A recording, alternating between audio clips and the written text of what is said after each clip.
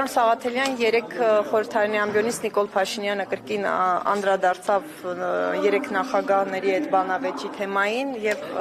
երևի թե լսել եք, թե ինչ կերպ արձագանքեց, ինչ հայտարարություններով,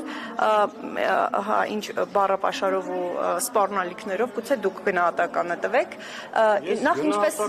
ինչպես կարձագանք, ինչ գնահատական։ Ես գնահատականը 21 թվին եմ տվել, երբ որ կրկին բանավեճի առաջարկ կար, ես շատ պարզ հայտարարել եմ, մինչև բանավեճը ինքը պետք է որևէ կլինիկայից մի փաստաթուղթ բերի, որ հոգեկան հիվանդ չի։ Նոր դրանից հետո քննարկել ընդհանրապես իր հետ արժի բանավիճել, թե չէ, այդ մարդը լուրջ հոգեկան խնդիրներ ունի եւ երկիրը ղեկավարում է այդ մարդու կողմից, այսինքն առանց այդ թղթի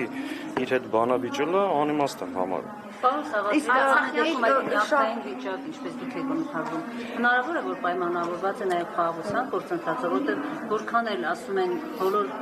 պահանջները բավարարում են Ադրբեջանը, ինչպես ընդդիմություն է պնդում, ստանում են համաձայնեցված փաստաթ, բայց Ադրբեջանը շարունակում է դնել այդ նոր պահանջներ եւ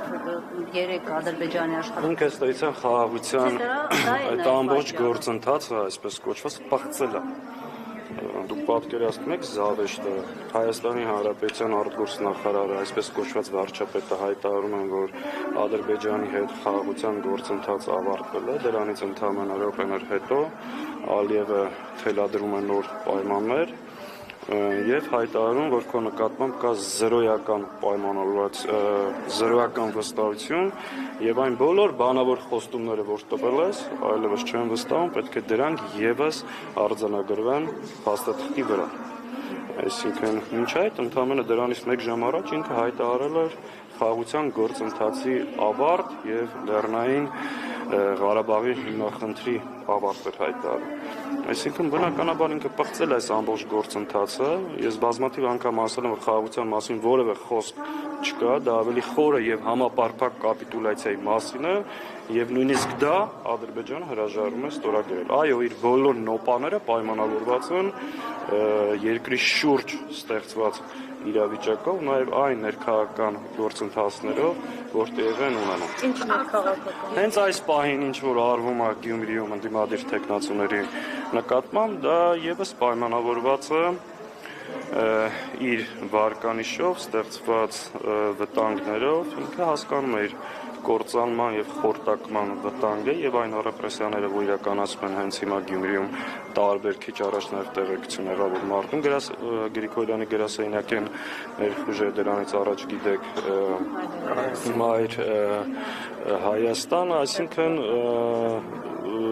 Վարդան Ղուկասյանի համար հիմքերը 3 են ստեղծվել, գործ ունենք մի